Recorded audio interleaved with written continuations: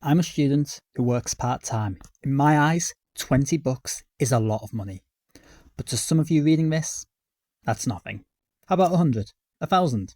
10,000? 100,000? Even for the more affluent users of this app, we're getting into amounts that they can't even imagine.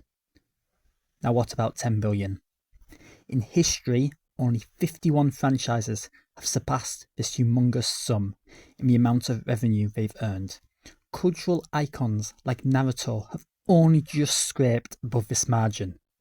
So it would take a Goliath of a franchise to top that list, or for a company to have numerous properties in that top 51. Given the topic of this blog, and the fact I brought this up, you all probably know where this is going. At the top of this pillar stands Pokemon, with an estimated 95 billion in total lifetime revenue, almost 10 billion ahead of its nearest rival Hello Kitty. Meanwhile, DC have both the Batman and Superman franchise sitting in the list. These two entities are undeniably imprinted into pop culture and society, to the point that people who've never directly been involved with the franchise's joke of Ash being forever 10 and a pair of glasses being capable of hiding someone's identity to the masses. It makes sense that someone would one day attempt to combine the two, and that someone happens to be the great curators and leaders of both the DC and Pokemon Amino with the DCxPokemon Challenge. Given that I'm a fan of both franchises and have been for as long as I can remember, I had to take part. However, my inability to draw and create stories of a decent length has limited what I can actually create. With ideas like a DC character's Pokemon team, to what types of moves a superhero would have, being done by others, and my idea for a game of Guess Who has been shot down by others and myself on multiple occasions. I've got very few options. So you know what? Screw it. I'm going to tell you all a little, well, actually, a universe-changing sized secret. It's a good thing I don't value my own well-being, because I'm most likely living a very short life after letting this out. I'm going to tell you all about a plague that is trying to take control of both DC and Pokemon. The DC universe was the first victim, and they still fight to this day, preventing it taking control. But it has learned. It has evolved. The Pokemon world was not ready and let the plague in, and it infected us all. Woohoo! That's the TLDR anyway. I'm sure most of you want the whole story. Most of you will have changed your mind by the time I'm finished. Let's start with the plague in question, Starro. Now, Starro is in quite a strange situation. For you non-Super DC fans, you've likely never heard of him, outside of a few appearances in Batman the Brave and the Bold or the Suicide Squad. He hasn't really appeared that much outside of the comics beyond that, but those who know DC know him quite well.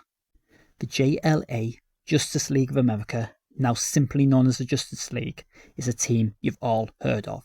A collection of the DC Universe's strongest heroes who unite to tackle the most dangerous threats in the universe, occasionally other universes and sometimes from outside the universe. They formed back in 1960 in order to combat the threat of Starro. The monster is what brought the world's greatest heroes together. Not the likes of Darkseid, Lex Luthor, the Joker, the Great Evil Beast, or Parallax, but in fact the great Starro the Conqueror. From the tale, you can see why. Starro creates 3 spores, which cause havoc on Earth.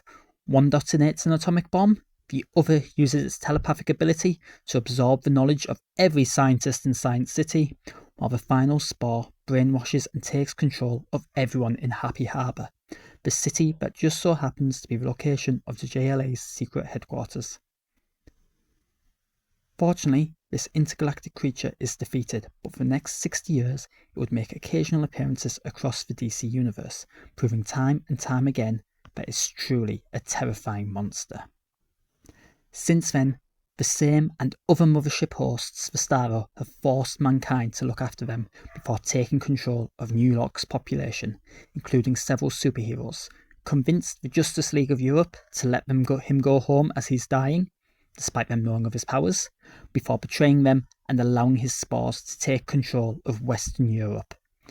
Took control of the world's entire populace while we were sleeping, caused a war between two species committing genocide in the process by causing a flood that not even a team of superheroes could stop, and becoming a member of the Sinestro Corps, taking control of numerous villains in the process. As time's passed, we've learnt more about Starro.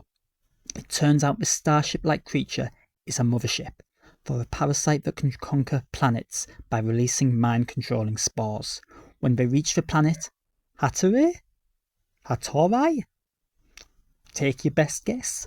A planet whose residents have strong psychic abilities, they manage to take control of all but one inhabitant.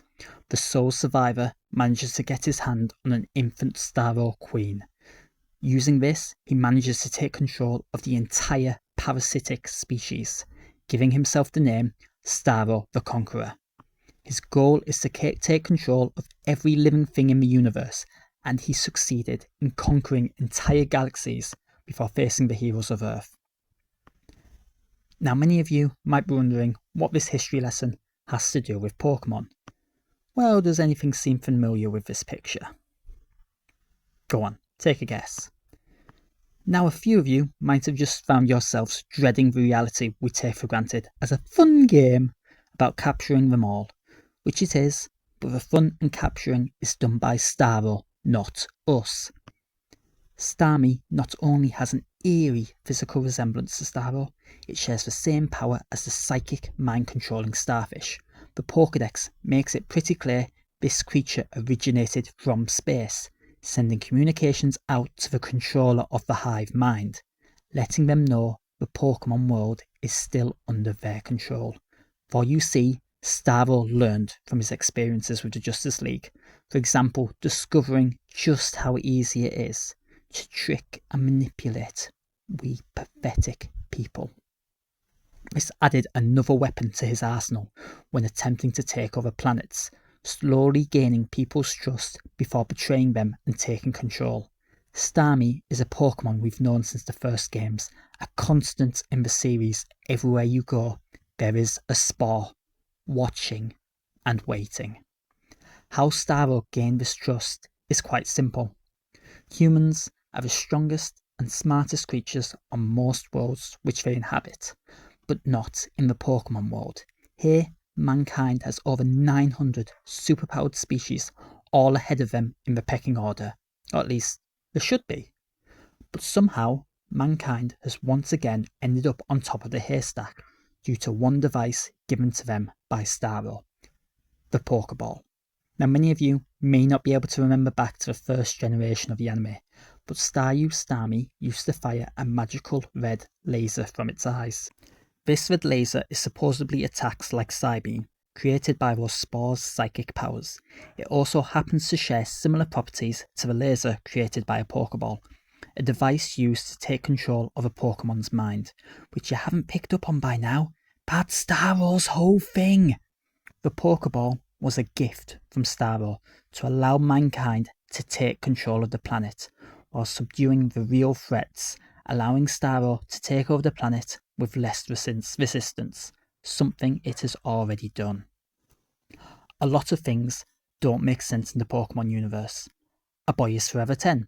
People on Pokemon seem to forget things and alter in skill, almost like they're being manipulated by an outside entity. But the games are where it's the most obvious. The protagonist has a set-out journey that he or she cannot deviate from. You must become champion, you must defeat the evil team, you must catch the legendary. You do not speak for yourself, but you respond to people talking to you, almost like something else is responding for you. You talk to people over and over and over, but they always repeat the same thing, like someone's manipulating what you hear. You are a brainwashed victim of Starro, helping him conquer the world. The champion is the strongest trainer in the land, and you just beat the current one, leaving the greatest threat against an invasion struggling to fight back. The legendary is the strongest Pokemon. Now, thanks to you, it is under Starro's control. The villainous team cause a threat. Some simply because they have numbers and wish to take control of the Earth. Others because they threaten to cause serious harm to the number of minds it can control. Some others simply because they wish to remake the world, undoing all his hard work. You also give him information on every Pokemon. Why would a professor who spent his life researching Pokemon give you an empty dex? He didn't. Starro needs you to collect this information for him, so he knows what monsters he has to deal with along with their weaknesses. The entire population of the Pokemon world is under his control, they just don't know it. People say a Starmie causes headaches when you approach it. The reason is that the parasite doesn't want you to remember. This gets scarier when you consider the fact that each of our Pokemon games happens in an alternate universe. Starro has conquered all these worlds, building an army of subservient drones, and that's not the worst part.